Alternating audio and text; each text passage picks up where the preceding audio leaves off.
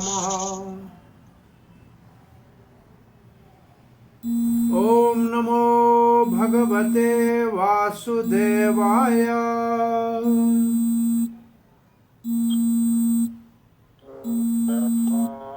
भगवते वासुदेवाय। ओम नमो भगवते वासुदेवाय।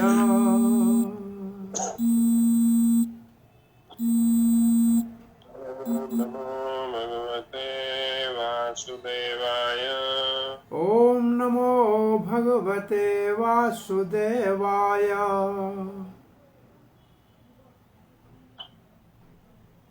ओम नमो भगवते वासुदेवाय। नारायणं नमस्कृत्यं नरं चैव नरोत्तमं देवीं सरस्वतीं व्यासं ततो जयमुदीरयेत्। नष्टप्रायेषु भद्रेषु नित्यं भागवत सेवया भगवती उत्तम श्लोकिर्भक्तिर्भवती नैष्टिकी। कृष्णाय वासुदेवाय देवकी नंदनाय च नंदगोपकुमाराय गोविंदाय नमो नमः। जय श्री कृष्ण चैतन्य प्रभु नित्यानंद श्री अद्वैत गदाधर शिवासादि गौर भक्त वृंदा। हरे कृष्णा कृष्ण कृष्णा हरे हरे, हरे राम राम राम हरे हरे। हरे कृष्णा। प्रिय पंचशील भक्तजन, दामोदर देश भक्तवन, फेसबुक के भाग्यशाली भक्तों, श्रीमद् भागवत के प्रार्थनाओं के अंतर्गत चौथे स्कंद के 7वें अध्याय में यज्ञ पुरुष भगवान विष्णु दक्ष के यज्ञ में पूर्णाहुति के समय भगवान शंभु के अपराध की क्षमा याचना मांगने के ऊपर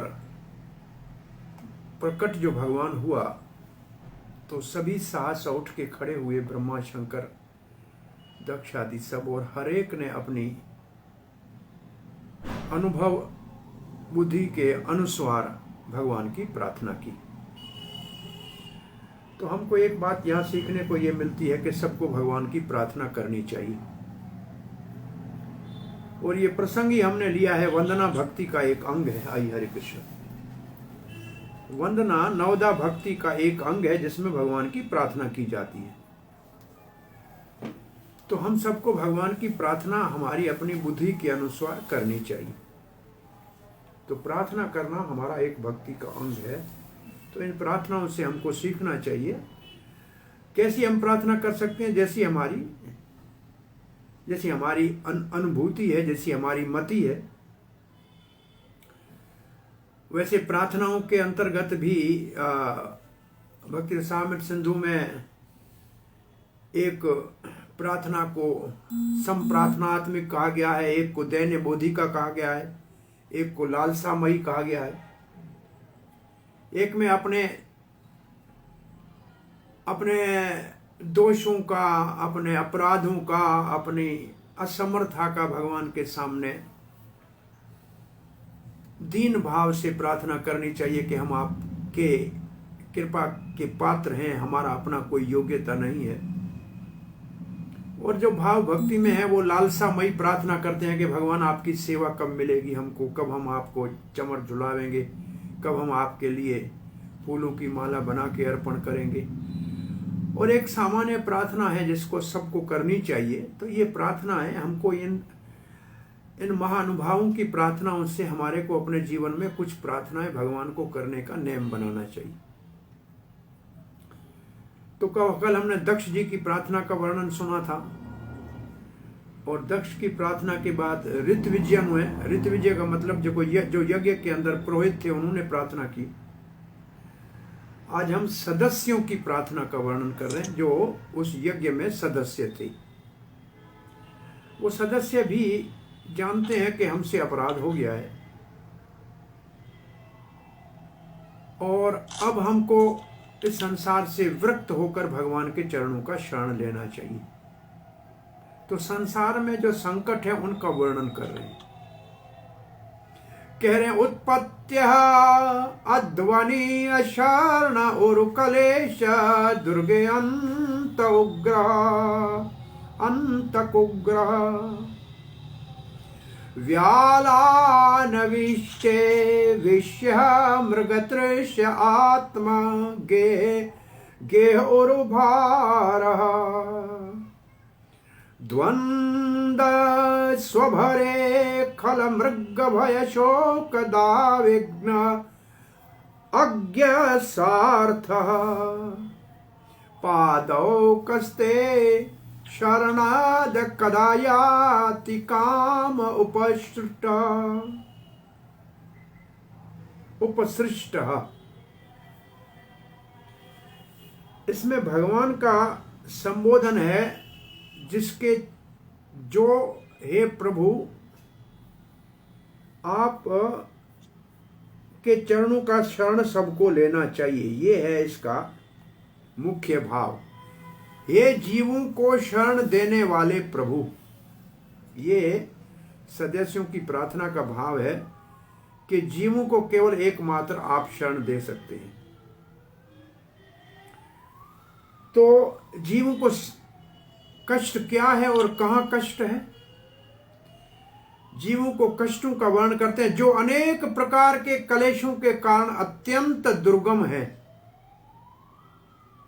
जिसमें काल रूपी भयंकर सर्प घात लगाए बैठा है और जिसमें द्वंद्व रूपी अनेक गड्ढे हैं एवं दुष्ट रूपी जंगली जीवों का भय बना रहता है तथा जिसमें शोक रूपी दावाग्नि जल रही है। यह है संसार के दुख। संसार कैसा है? ऐसे विषीमर स्थल, ऐसा स्थल जिसमें कहीं विश्राम नहीं है। संसार में कहीं कोई विश्राम ले वो है नहीं। से रहित संसार मार्ग में, पहला जो शब्द है उत्पत्ति का मतलब संसार, और दूसरा शब्द जो है उसका अर्थ है रास्ता, संसार के मार्ग में, और तीसरे शब्द का अर्थ है जहां कोई विश्राम नहीं है, कहां कोई शरण नहीं है। और भगवान को कहा है शरणद, हे शरण लोक जोन, हे शरण जीवों को शरण देने वाले भगवान, ये संसार के मार्ग में कहीं विश्राम नहीं है। तो क्या है? बहुत संकट है। फिर भी अज्ञानी जीव कामनाओं से पीड़ित होकर विषय रूपी मृग तृष्णा के जल के लिए देह गेह का भारी बोझ अपने सर पर लिए हुए जा रहे हैं। वे आपके चरणों का शरणों में कब आएंगे? तो ये सामान्य रूप से जो संसारी लोग हैं उनका वर्णन कर रहे हैं। क्यों कर रहे हैं ये? श्रीधर स्वामी पाद लिखते हैं, सदस्यों ने रुद्र से रहित भी दक्ष यज्ञ में धन के लोभ से होने वाली अपनी प्रवृत्ति को सोचकर संतप्त होते हुए वृत्ति की प्राप्ति की कामना से श्री भगवान की स्तुति करते हैं। तो ऐसी स्तुति क्यों कर रहे हैं? क्योंकि वो ऐसे यज्ञ में गए थे जिसमें शंकर जी को बुलाया ही नहीं गया था, ब्रह्मा जी आए नहीं थे, तो इनको भी नहीं जाना चाहिए था। ये समझते हम गए काहे के लिए कि हमारे को कुछ धन मिलेगा। तो उन्होंने कहा धन मिलेगा तो क्या करेंगे? तो भोग के लिए गए थे, तो भोग संसार में फंसा देगा। तो वृत्ति के लिए प्रार्थना कर रहे हैं। वो कहते हैं, हरे कृष्ण, कट गया।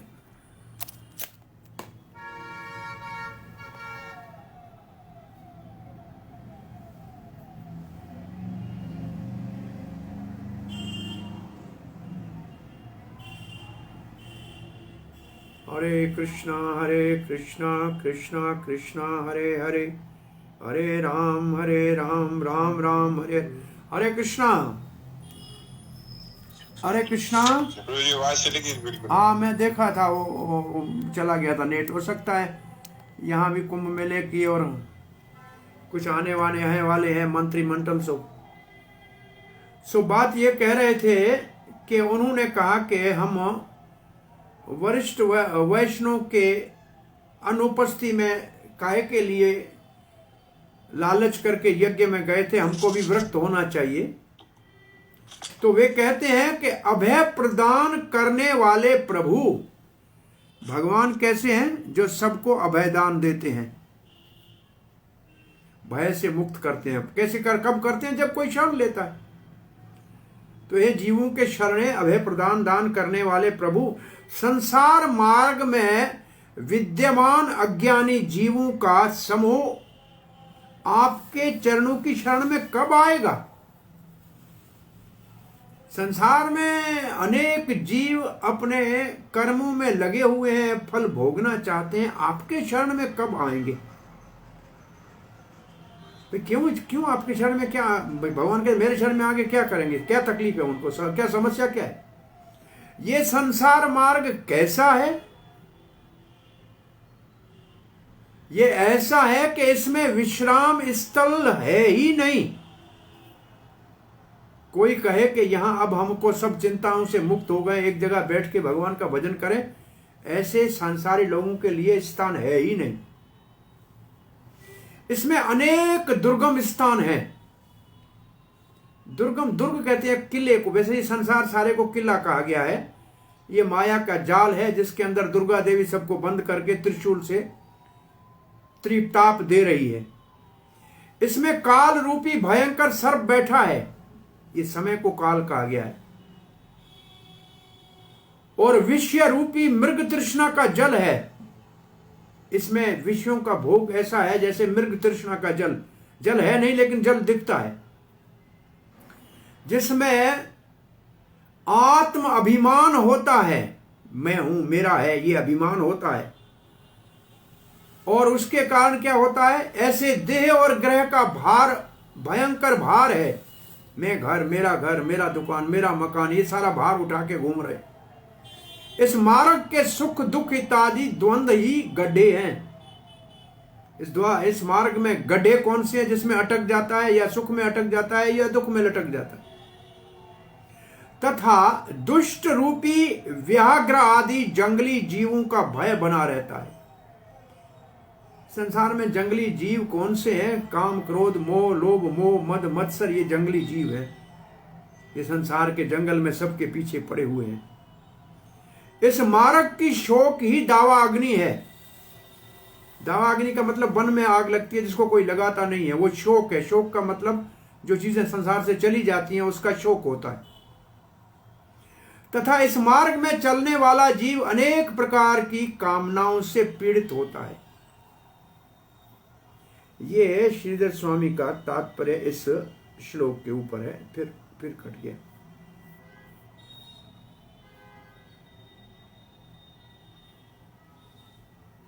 हरे कृष्णा।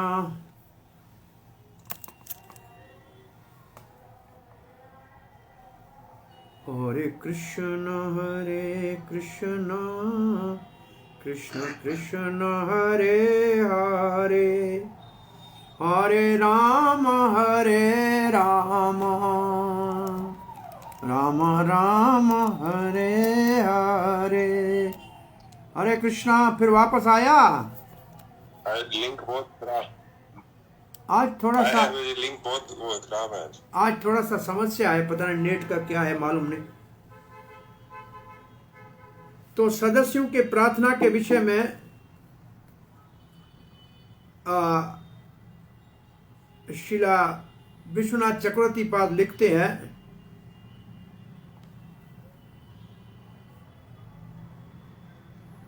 श्री प्रभुपाद जी के भावों में भी ये सब शब्दों का भाव है।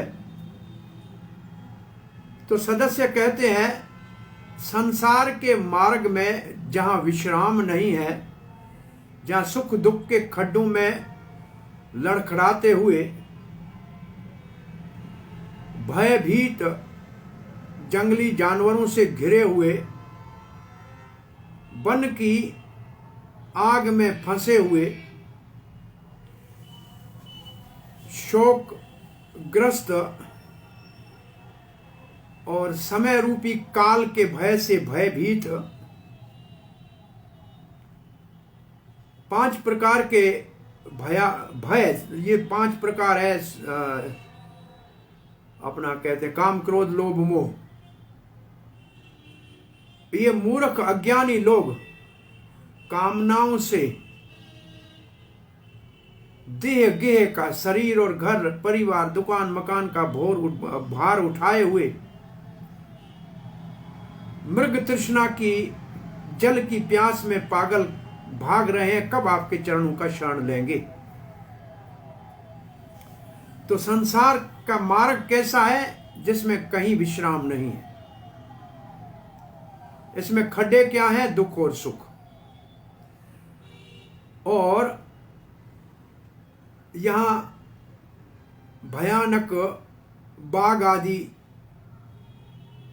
इसका उदाहरण एक बहुत अच्छा उदाहरण एक कथा में बताया हुआ है। पर उस कथा बताने से पहले ये बताते हैं कि ये आपके चरणों का शरण कब लेंगे। उस समय सदस्य कहां दृष्टि डाल रहे हैं? दक्ष और उसके पुरोहितों की ओर देख रहे हैं कि ये दक्ष और इसके पुरोहित कब आपका शरण लेंगे। अभी भी यज्ञ कर रहे हैं, अभी भी भोग की भावना बनी हुई है, ये कब आपका शरण लेंगे? दोनों की ओर देखा, दक्ष और पुरोहितों की ओर देखा। ये उनके ऊपर इनका जो है श्लोक का भाव है, और अपनी त्रुटि की बात करें और ऐसे कह के वो बोल रहे हैं, हे शरण देने वाले भगवान, हे शरणीय भगवान, अगर ये आपका शरण नहीं लेंगे तो आप क्या करेंगे? ये तो प्यासे हैं, ये को तृष्णा से भरे हुए हैं भौतिक भोगों के लिए, मृग तृषी। ये शरीर को ही मैं मानते हैं और घर परिवार में ही इनका बुद्धि लगी हुई है। बस ये काम इनके बंधन का कारण है। ये कैसे आपका शरण लेंगे? श्रील प्रभुपाद ने थोड़े से तात्पर्य में बहुत उत्तम संदेश दिया है कि जो व्यक्ति कृष्ण भावना भावित नहीं है, उसको समझना चाहिए कि ये जीवन कितना भयानक दुखदायक संसार में संकटमय है, जिसका वर्णन इस श्लोक में हुआ है। प्रभुपाद जी उनका वर्णन करके भयभीत न कराते हुए कह रहे हैं, इन सारे दुखों का कारण, सारे संकटों का जो मूल है वो भगवान श्री कृष्ण को भूलना है। कृष्ण भूलिया जीव बाहर भोग वांछा करे, निकट माया झपटिया धरे। माया दे संसार दुख, कृष्ण भूलिया जीव बाहर मुख, ताते माया दे संसार दुख। तो प्रभुपाद जी सीधा ये बात कह के फिर कहते हैं, ये कृष्ण भावना जो आंदोलन हमने शुरू किया है ना, ये लोगों को ऐसे जो संकट है, शोक है, भ्रम है, भय है, उससे मुक्त होने के लिए इसकी स्थापना की है। इसलिए ये मानव समाज में सबसे बड़ा लोगों को दुख से बचाने का एक सहयोग और सहायता है, रिलीफ वर्क है मानव समाज के लिए। और जो ये कार्य कर रहे हैं भक्त, वो ही सबसे बड़ा सुहृद है, सभी सबके शुभ चिंतक है, सबसे बड़ा समाजी कार्य कर रहे हैं। रोटी देने वाला भी समाजी कार्य कर रहा है, कपड़े देने वाला भी समाजी कार्य कर रहा है, इलाज कराता है वो भी समाजी कार्य करता है। परंतु कृष्ण भावना के भक्त जो जीव को भगवान के शरणों का, कृष्ण के शरण में जाने का मार्ग बता रहे हैं, भूले हुए भटके हुए जीवों को दुख से मुक्त कराने के लिए हरे कृष्ण मंत्र जप के सबको कृष्ण के साथ संबंध स्थापित करने के लिए प्रेरित कर रहे हैं, वो सबसे बड़े परोपकारी हैं। और फिर प्रभुपाद जी कहते हैं ये परोपकार इन भक्तों को मिला कहां से? ये चलते हैं भगवान श्री चैतन्य महाप्रभु के चरण चिन्हों में। वो कैसे हैं? महावदन्य है, अति उदार है, सबके हितैषी है, शुभ चिंतक है, जीव मात्र के शुभ चिंतक है। तो इस श्लोक से श्री प्रभुपाद हमको जो भक्त हैं उनको प्रेरणा दे रहे हैं कि हमारे को इस संसार में भटके हुए लोगों को चैतन्य महाप्रभु के प्रसाद रूपी कृपा के हरे कृष्ण मंत्र के द्वारा भगवत भावना की तरफ लाना चाहिए। जो कथा हम आपको याद कराना चाह रहे थे वो कथा ऐसी है कि एक व्यक्ति सारे, हम तो ये कथा बताते हैं, प्राय विदुर जी ने मानो के धृतराष्ट्र को बताई। धृतराष्ट्र संसार मोह में फंसा हुआ था। पुत्रों के मर जाने के बाद भी महाराज युधिष्ठिर के वहां बड़े सुख से रह रहा था। तो विदुर जब उनको बताने आया तो विदुर बहुत तीर्थों में यात्रा करके आया। उनको कह रहा था, काय के लिए अभी तक आप भीम के दिए हुए टुकड़ों के ऊपर पल रहे हो, जिन्होंने आपके पुत्रों की हत्या की है, कुत्ते की तरह क्यों रह रहे हो? तो उन्होंने कह दिया कि अच्छा, बात को बदलने के कि आप कहां कहां से घूम के आए बताओ तो विदुर उनको और वृत्ति की तरफ लाने के लिए कहने लगे कि मैं एक जंगल से जा रहा था, मैंने एक व्यक्ति को देखा, बड़ा भयभीत होकर भाग रहा था। उसके पीछे 5 हिंसक पशु खूंखार जो उनको चीर काट के मार के खाने वाले थे, भाग रहे थे। उनसे बचता हुआ एक पेड़ के ऊपर चढ़ गया। पेड़ के ऊपर चढ़ने लगा, तब तक तो एक डायन ने आके उसको झपटना चाहा, उससे बच के ऊपर चढ़ा, एक डाली पे लटक गया। अब नीचे पशु तो उन तक पहुंच नहीं पा रहे हैं, लेकिन डाली पे बैठा हुआ नीचे देखता है तो कुआं है। कुएं में एक अजगर मुंह खोल के बैठा हुआ है और वो पेड़ की मूल की ओर देखा, जड़ की ओर देखा तो चूहे हैं, काले और गोरे, जड़ को काट रहे हैं। देख रहा है जड़ कटेगी, मैं गिरूंगा कुएं में, ये अजगर मेरे को खा जाएगा, ये सब देख रहा है। तब तक अचानक ऊपर नजर गई, एक डाली के ऊपर शहद का छत्ता था, मधु का छत्ता था, उससे मीठी मधु नीचे गिर रही थी और वो उसको चाटने में लग गया। तो धृतराष्ट्र ने मानो कहा कि ऐसा मूर्ख कौन हो सकता है, चारों ओर मौत से घिरा हुआ है, 5 पशु पीछे, डायन झपट रही है, सांप नीचे प्रतीक्षा कर रहा है, चूहे जड़ काट रहे हैं, फिर भी मधु खा रहा है, ऐसा मूर्ख कौन है? बोला, महाराज आप, ये सब संसारी ऐसे मूर्ख है।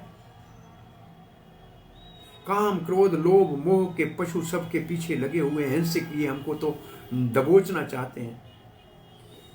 बुढ़ापे रूपी डायन सबके ऊपर आक्रमण करके आज नहीं तो कल आके बैठेगी। नीचे काल रूपी सांप मुंह खोल के बैठा है और दिन और रात काले और सफेद चूहे जड़ काट रहे हैं।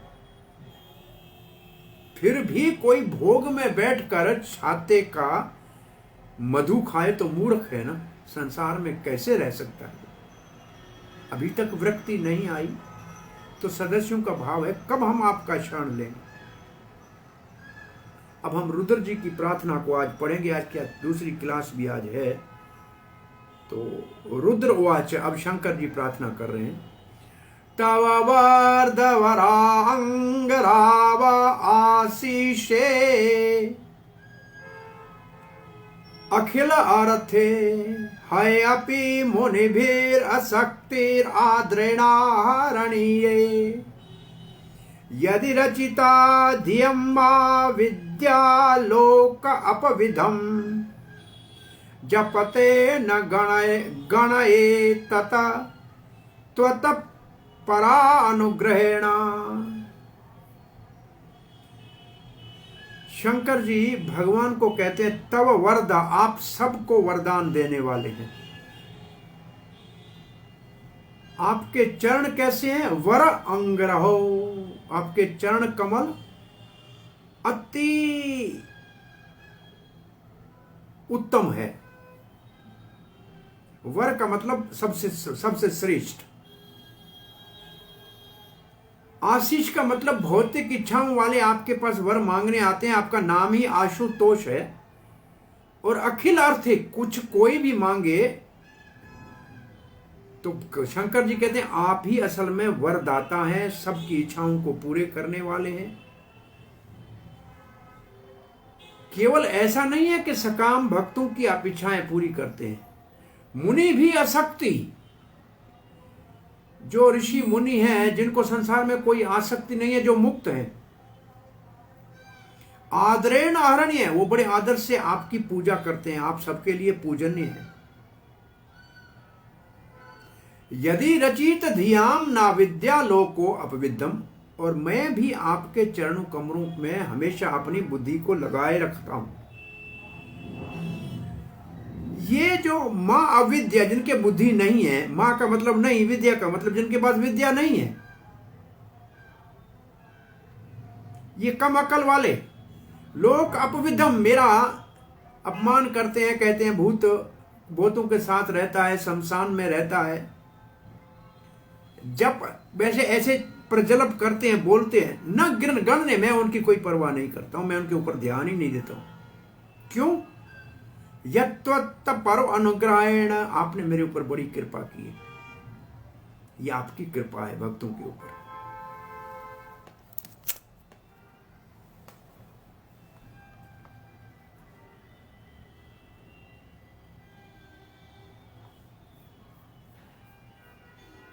हरे कृष्णा, आया, वापस आ गया? हाँ जी, हाँ जी, आया के आ गया। चलो देखते हैं क्या है आगे, क्या है। हरे कृष्णा हरे कृष्णा कृष्णा कृष्णा हरे हरे, हरे राम राम राम हरे हरे। अच्छा, रुद्र जी की प्रार्थना का भाव हम पढ़ रहे हैं श्रीधर स्वामी के शब्दों में। हे वरद प्रभु, हे वर देने वाले प्रभु, हे वरदराज, भगवान विष्णु को ही वरदराज कहते हैं, जो सबको वरदान देते हैं, हर मांगने वाले की इच्छा पूरी करते हैं, जिसको प्रभुपाद जी कहते हैं God is fulfilling the desire of everyone since time immemorial. फिर कट गया।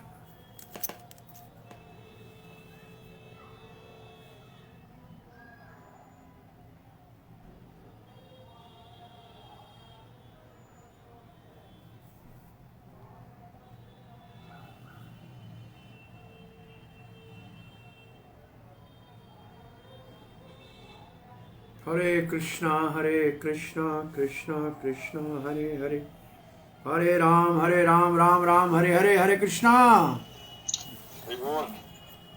आज कुछ समस्या है।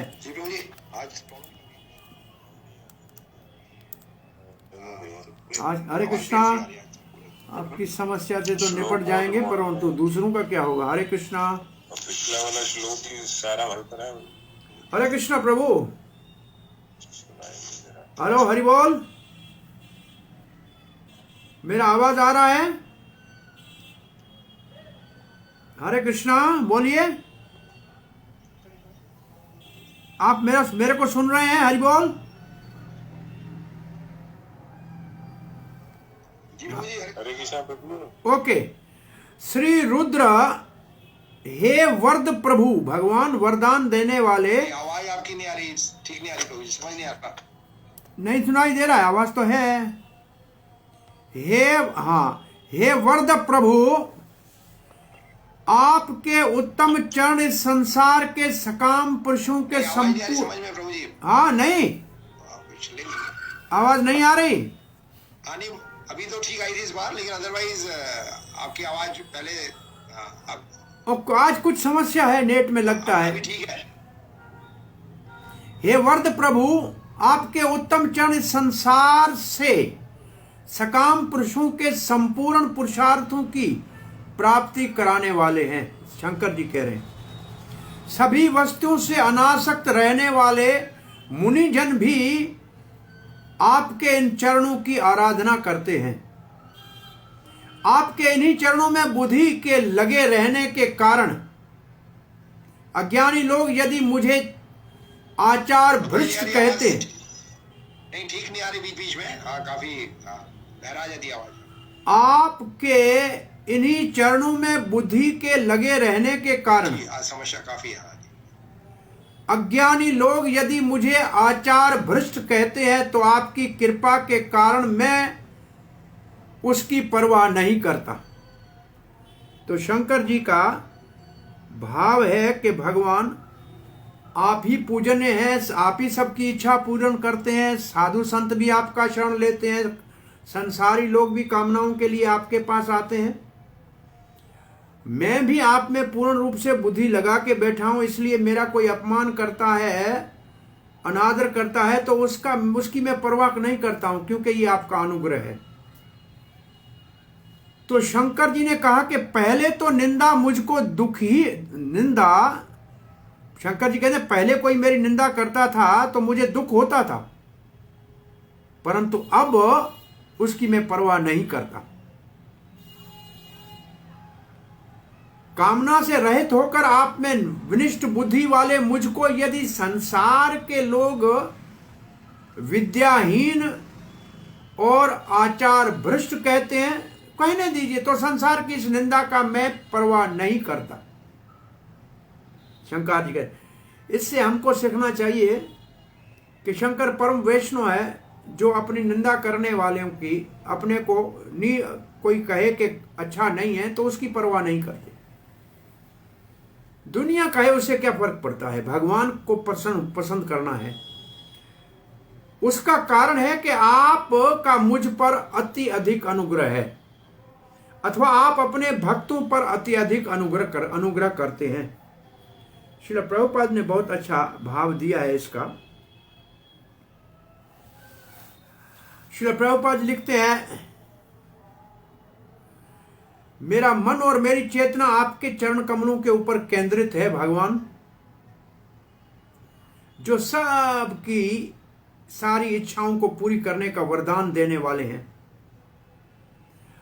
और मुक्त जीव भी जिसके चरणों का शरण लेते हैं, और आपके चरण ही पूजनीय है। मेरा मन आपके चरणों में इतना विलीन है, अब मेरे को कोई कहता है अपमानजनक शब्द तो भी मैं उसकी परवाह नहीं करता। लोग कहते हैं मेरे काम अपवित्र हैं, कोई बात नहीं, मुझे उसकी कोई परवाह नहीं है। क्यों? मैं दया कर लेता हूं, जैसे आप दया करते हैं। आपने मेरे ऊपर अनुग्रह किया, मैं जीवों के ऊपर अनुग्रह करता हूं।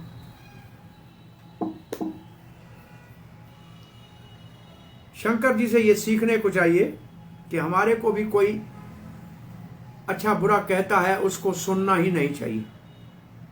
ऐसे लोगों के ऊपर भगवान अनुग्रह करते हैं।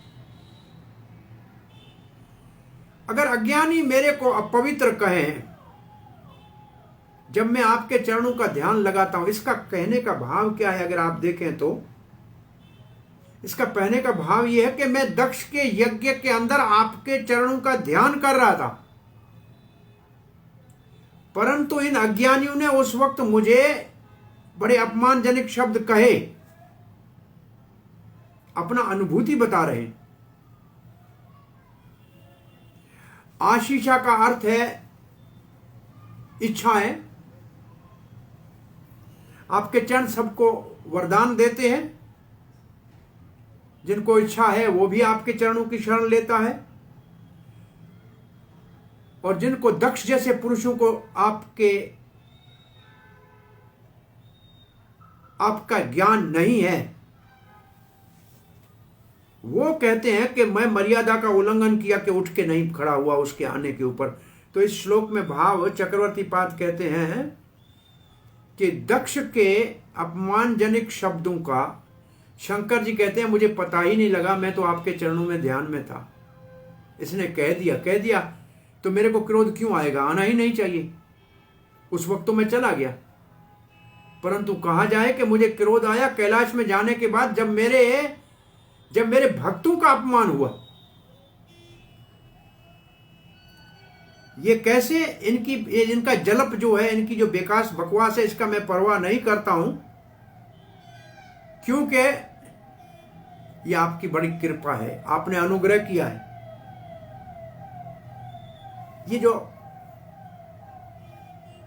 आपकी कृपा जिन भक्तों के ऊपर है, वो सब भक्तों को सबके ऊपर कृपा करते हैं और वो कैसी भी परिस्थिति में विचलित नहीं होते हैं। श्री प्रभुपाद लेते हैं, भगवान शंकर पहले तो स्वयं अपने द्वारा क्रोधित होने के कारण पश्चाताप कर रहे हैं और क्रोधित होकर क्या किया था, यज्ञ का विध्वंस किया था, इस बात के लिए सोच रहे हैं। दक्ष ने उनका अपमान किया था बहुत प्रकार से, प्रभुपाद जी लिखते हैं, इसलिए वो क्रोधित हो गए थे और सारे यज्ञ का विध्वंस कर दिया था। अब देखिए, पहले यज्ञ में शंकर जी चले गए थे और दक्ष भी बायगाट गाय करके चला गया, वो यज्ञ हुआ ही नहीं। दूसरा यज्ञ दक्ष ने किया कनखल में, उसमें शंकर को बुलाया नहीं, ब्रह्मा जी आए नहीं। उस यज्ञ का विध्वंस शंकर जी ने नारद जी के कहने के ऊपर सती ने प्राण त्याग दिया और आपके गणों का बहुत बड़ा अपमान हुआ है। तो शंकर जी ने वीरभद्र को प्रकट किया, जिन्होंने शंकर के और जिन्होंने दक्ष के सारे यज्ञ का विध्वंस किया। तो ये मुझे क्रोध आया, ये बात वो कह रहे हैं। परंतु जब शंकर जी प्रसन्न हो गए, पुनः यज्ञ आरंभ हो गया, तो वो थोड़ा पश्चाताप कर रहे हैं। अब कहते हैं, मेरा मन तो आपके चरणों में लगा हुआ है भगवान विष्णु। अब ऐसे लोग अगर मेरी निंदा भी करें तो मुझे उसकी कोई परवाह नहीं। अब प्रभुपाद जी सिद्धांत बता रहे हैं, जब तक कोई भौतिक स्तर के ऊपर होता है, तीनों गुणों का जब तक प्रभाव होता है, तो निश्चित रूप से वो प्रभावित होकर दुखी होता है। अपमान करने पे दुखी होता है, सम्मान मिलने कर पर सुखी होता है। परंतु जो कृष्ण भावना भावित है, जैसे ही वो कृष्ण भावना भावित होता है, तब फिर उनको स्तुति, निंदा स्तुति दोनों समान लगती है। उनको फिर इसकी परवाह नहीं होती है। जो इस स्तर पे ऊपर पहुंच जाए, उसको भगवान श्री कृष्ण भगवत गीता में कहता है, मुझे प्रिय है। कौन मुझे, भगवान को कौन भक्त प्रिय है? जो संसार में सुख आए या दुख आए, कोई मान दे या अपमान करे, दोनों में समान रहे। क्यों समान रहे? ये जानता है कि दोनों आने जाने वाले, हमेशा रहने वाले नहीं है। आए हैं चले जाएंगे। भगवान सदा रहने वाला है। मैंने भगवान को पकड़ा है, तो आने जाने वाली चीजों के लिए विचलित क्यों होना? जो आई है वो चली जाएगी। सुख भी आया है चला जाएगा, दुख भी आया है चला जाएगा। सुख सपना है, दुख बुदबुदा है, दोनों मेहमान है। देने वाला भगवान है। भगवान के ऊपर दृष्टि जम गई तो फिर इन चीजों के आने जाने का कोई परवाह नहीं रहेगी। प्रभुपाद लिखते हैं, इसलिए हम सबको कृष्ण भावना में पूर्ण रूप से अपने मन को कृष्ण के चरणों में केंद्रित करना चाहिए और उनकी प्रेममयी सेवा में लगा रहना चाहिए। तो फिर प्रकृति के तीनों गुणों के प्रभाव से बचे रहेंगे। और ये बात भगवत गीता में भी कही गई है। और तब प्रभुपाद जी ने 18वें अध्याय का इस श्लोक का भाव दिया है। ये श्लोक 18वें अध्याय का है और 14वें अध्याय का, दोनों का लग सकता है। भगवत गीता में भगवान कहते हैं, अविचारेण भक्ति योगेन सगुणान समतैतेतान ब्रह्म भूयाय कल्पते। जो मेरी अनन्य भक्ति करते हैं वो प्रकृति के तीनों गुणों से ऊपर उठ के ब्रह्म की स्थिति को प्राप्त करते हैं। ब्रह्म भूता प्रसन्नात्मा न सोचती न कांक्षति। तब वो दुनिया के दुख सुख के स्तर से ऊपर उठ जाते हैं। उनको न शोक होता है, न शोकति मतलब कोई जाने का दुख नहीं है, न कांक्षति कुछ पाने की इच्छा नहीं है। सम सर्वेषु भूतेषु सबके साथ समान भाव रखते हैं। तब वो मेरी पराभक्ति को प्राप्त करते हैं। प्रभुपाद लिखते हैं, भागवत में भी यही कहा गया है।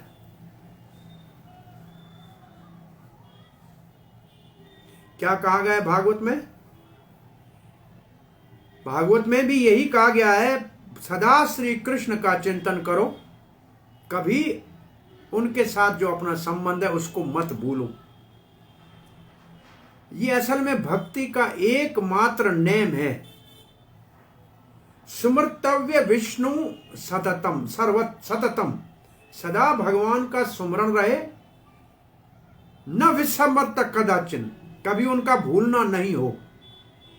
बाकी जितने नेम हैं, जितने रूल्स रेगुलेशन है, विधि निषेध है, वो सब इसके नौकर हैं। विधि निषेध किंकरः, सदा श्री कृष्ण का सुमरण रहे, कभी उसको न भूलें।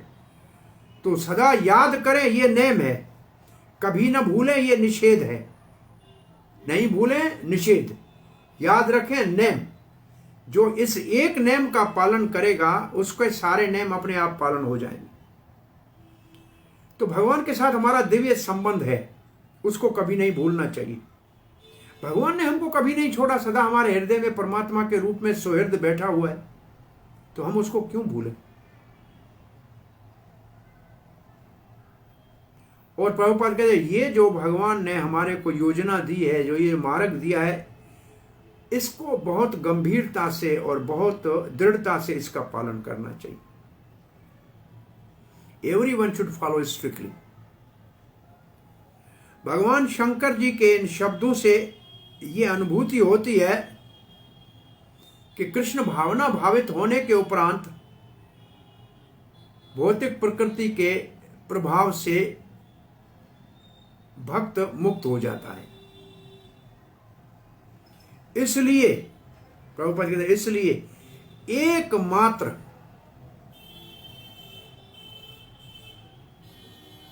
मुक्ति का मार्ग, एकमात्र बंधन से मुक्ति का मार्ग, अथवा एक ही इलाज, एक ही चिकित्सा है, निरंतर कृष्ण भावना में दृढ़ता पूर्वक लगा रहे।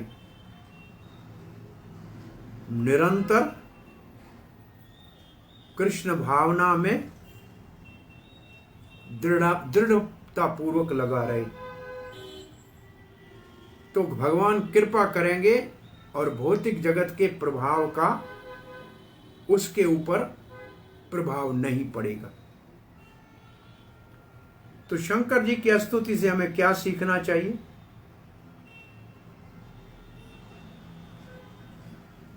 भगवान का अनुग्रह पाने के लिए भौतिक जगत में तीनों गुणों के प्रभाव से बचने के लिए, मान अपमान से विचलित होने से अपने आप को सुरक्षित रखने के लिए एकमात्र श्री कृष्ण का स्मरण ही साधन है। हरे कृष्णा कृष्णा कृष्णा हरे हरे, हरे राम राम राम हरे हरे। अब भृगु जी की प्रार्थना को आज पढ़ लेते हैं, यही विराम करेंगे। अब भृगु जो मुख्य चीफ प्रीस्ट था, पुरोहित था, मुख्य पुरोहित है, वो कह रहा है, यन माया घनया यन मायया गहनया अपहृतात्म बोधा ब्रह्माद्यस्तनुभृतस्तस्मै स्वपन्तः नात्मन् श्रुतिं तव विन्दते अधुनापि तत्त्वम् सो अयं प्रसीदतो भवान् प्रणतात्मबन्धो। प्रणतात्मबन्धु, प्रणतात्मा का मतलब जो भगवान का शरण लेते हैं, उनके आप हो बंधु, उसके आप हो रिश्तेदार, उसके आप हो सगे। हे शरणागत वत्सल भगवान, आप हमारे ऊपर प्रसन्न हो जाइए, प्रसीदतो, प्रसन्न हो जाइए। क्या क्या हो गया? यन माया, आपकी माया गहन, बहुत मुश्किल है इससे बचना। ये गहन है, बहुत गहरी है। अपहृत आत्मबोध, और इसके कारण आत्मबोध होता ही नहीं है। मैं आत्मा हूं, मैं भगवान का नित्य दास हूं, ये तो बोध होता ही नहीं है। माया हमको अज्ञान में रखती है आत्मा के विषय में। बोला किसको रखती है? बोला ब्रह्मा आदि, ब्रह्मा से लेके कीट पतंग तक सबको रखती है। भृगु जी ने तो ब्रह्मा की ओर इशारा किया और शंकर को भी इशारा करके दिखा दिया कि यहां से लेकर ब्रह्मा जी से लेकर सबको आपकी माया भ्रम में रखती है, आत्मबोध होने ही नहीं देती। तनुभृता का मतलब सभी शरीर के स्तर पे हैं, अपने आप को शरीर मानते हैं। और जो ऐसे मानता है तमस सही, वो तो तामस है, अंधकार में, अज्ञानता में है। और स्वप्नी का मतलब सोया हुआ है, संसार में जाग रहा है लेकिन भगवत चिंतन में सोया हुआ है, आत्मचिंतन में सोया हुआ है। नात्मन श्रुतिम तव विंदते अधुनापि। भगवान आप अब यहां आए हैं, अधुनापि, अभी अभी आप सामने खड़े हैं, तो भी आपके स्वरूप को न आत्मन श्रुतम, अभी भी आपके स्वरूप को ये नहीं जानते हैं। अधुना, अभी भी आप सब जीवों के हृदय में परमात्मा के रूप में बैठे हैं। अभी आप हमारे सामने आए हैं, लेकिन इससे पहले भी आप हम सबके हृदय में परमात्मा के रूप में बैठे थे ना। कोई नहीं इस बात का ध्यान रखता। अगर ये जानते होते तो ऐसा उपद्रव थोड़ी होता। मेरे द्वारा भी बहुत बड़े, स्वयं भृगु ने बहुत बड़ा यहाँ जो उपद्रव किया है यज्ञ में, उसको भी मालूम है। तो कह रहा है ये सबका ये हाल है, अभी भी हम नहीं समझ सकते। तब विंदते अधुनापि तत्व, इस तत्व को अभी भी नहीं समझ सकते कि आप सबके हृदय में परमात्मा के रूप में विराजमान हो। सो अयम, इसलिए मैं कहता हूं हमारे ऊपर आप अब करुणा करके प्रसन्न हो जाओ। सो भृगु जी कह रहे हैं, हे प्रभु, आपकी गहन माया, गहरी माया, जिससे मुक्त होना बहुत मुश्किल है, इसके कारण जिनका आत्मज्ञान लुप्त हो गया है, आत्मबोध, आत्मा का बोध गुम हो गया, लुप्त हो गया, नष्ट हो गया, छुप गया, ऐसे ब्रह्मा आदि शरीरधारी अज्ञान निंद्रा में सोए हुए हैं। ब्रह्मा आदि, ब्रह्मा सामने खड़ा है, उसके सामने कह रहा है। ये भृगु तो ऐसा निर्डर है जो जाके वैकुंठ में भगवान विष्णु की छाती पे लात मार के आ गया था। वो ये कह रहा है, इन दोनों के सामने स्पष्ट कह रहा है, आत्मज्ञान की प्राप्ति के लिए उपयोगी वे आज तक, आत्म ज्ञान की प्राप्ति के लिए उपयोगी वे आज तक भी आपके तत्व को नहीं जान सकते। आपके तत्व को जानेंगे तो फिर आत्मा को जानेंगे। सूर्य हो गया तो क्या, तो अंधकार चला जाएगा, अपना भी पता लगेगा, संसार का भी पता लगेगा, लेकिन ये नहीं जानते। ऐसे आप शरणागत भक्तों की आत्मा और बंधु हैं। ये शरणागत बंधु, प्रणत बंधु, अतएव आप मुझ पर प्रसन्न हो जाएं। तो भृगु जी ने क्या कहा, इसका भाव लिखते हैं। भृगु महर्षि ने कहा कि हे भगवान, जीव स्वभाव से ही तत्व ज्ञान से रहित है। जीव स्वभाव से ही तत्व ज्ञान से रहित है। ये चैतन्य चरितमृत में कैसे इसके लिए लिखा है, माया मुग्ध जीवेरा नहीं स्वतः कृष्ण ज्ञान। माया से मोहित जीव कभी भी अपने आप कृष्ण को जान नहीं सकता। अतएव अज्ञान वशत मैंने, अब अपनी बात कर रहे हैं, अज्ञान के कारण मैंने जो दुष्चेष्टाएं की का मतलब इस यज्ञ के अंदर मैंने यज्ञदक्ष का पक्षपात किया, शंकर जी के अनुचरों के ऊपर उपद्रव किया, यज्ञ में आहुति डाले, रिभु देवता बनाए, इस शंकर जी के गणों को खदेड़ के भगाया। मैंने बहुत सारे क्या किया है, दुष्चेष्टाएं की, उसको आप क्षमा कर दें। वे कहते हैं आत्मा में आप विद्यमान हैं, सबके हृदय में परमात्मा के रूप में, तथा आप सबों में अनुगत हैं, इस बात को वे नहीं जानते। आप अपने शरणागत भक्तों की आत्मा और बंधु हैं। तो ये भाव भृगु जी अपनी क्षमा भी मांग रहा है और ऐसे भी कह रहा है कि सबका यही हाल है, मैं अकेला नहीं हूं। तो श्री प्रभुपाद जी लिख रहे हैं,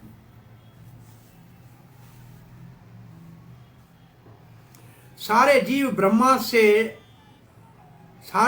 ब्रह्मा पर्यंत आपकी इस गहन माया से मोहित हैं और वो आत्म तत्व के विषय में, अपने स्वरूप में के विषय में पूर्ण रूप से अज्ञानी है। हर एक व्यक्ति शरीर के स्तर के ऊपर देह आत्म बुद्धि में ग्रस्त है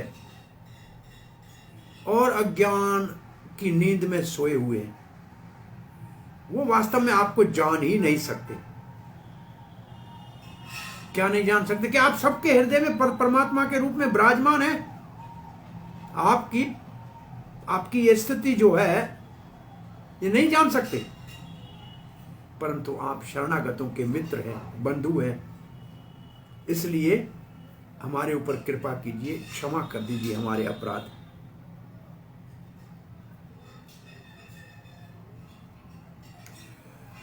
चक्रवर्ती पाद लिखते हैं, ब्रह्मा और अन्य का नाम लेके, वो तो भृगु जो है ब्रह्मा और शंकर जी की ओर उंगली उठा के कह रहा है, यहां से लेकर इन सब के ऊपर तमसी स्वपनतः, ये सब अज्ञान के अंधकार में सोए हुए हैं।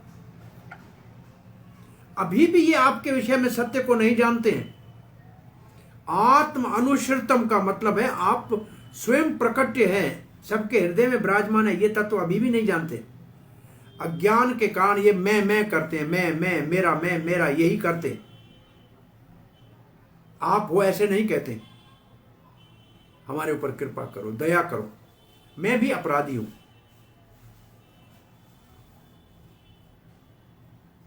आप ब्रह्मा और शंकर, आप ब्रह्मा के मित्र नहीं भी हों या मुझ जैसे उपद्रव करने वाले के मित्र नहीं हो, तो ये मैं जानता हूं, कोई बात नहीं।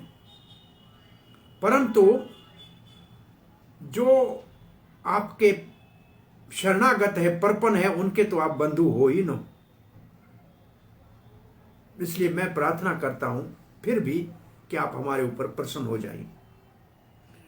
श्रील प्रभुपाद जी लिखते हैं, भृगु मुनि तो जो कुछ यज्ञ के अंदर उपद्रव हुआ था उन सब को जानते थे। स्कैंडलियस बिहेवियर, सब ने जो जो जो जो त्रुटियां, गलतियां, उपद्रव, अपमानजनक शब्द कहे थे, वो सब देखे थे, सुने थे। और उसमें वो कहता है, ब्रह्मा जी और शंकर जी से लेके दक्ष के यज्ञ में जितने आए थे उन सब के द्वारा कुछ न कुछ गलतियां हुई हैं।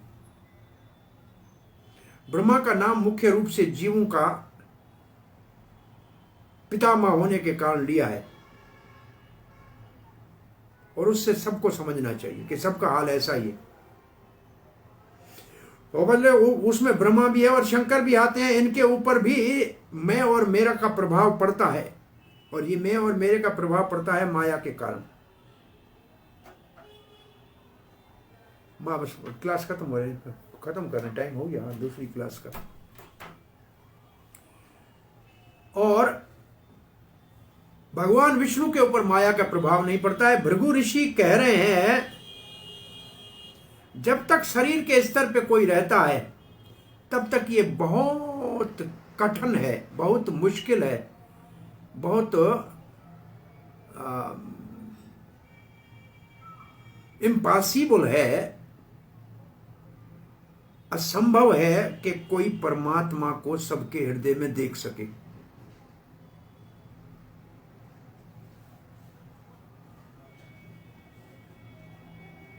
अगर कोई परमात्मा को सबके हृदय में देखेगा तो किसी के साथ झगड़ा क्यों करेगा, द्रोह क्यों करेगा, बुराई क्यों करेगा, लालच क्यों रखेगा, धोखा क्यों देगा? परमात्मा नहीं देखता है सबके हृदय में, तब ऐसा करता है ना। परमात्मा सबके हृदय में देखेगा तो क्यों हम परमात्मा के साथ जो झगड़ा करें? तो सबके हृदय में परमात्मा है तो सबके साथ व्यवहार अच्छा करना चाहिए।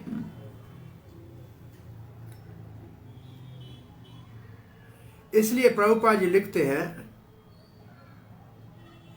ब्रह्मा जी से लेके भृगु अपना नाम भी इसमें गिन रहा है। हम अज्ञानी हैं, बद्ध हैं, संसार में आए हुए हैं। हमारे लिए एक ही रास्ता है ऐसे संकट से बचने का, वो है केवल भगवान विष्णु का शरण लेना, कृष्ण भावना भावित होना। उसके लिए प्रार्थना करनी चाहिए कि वो हमको क्षमा कर दे।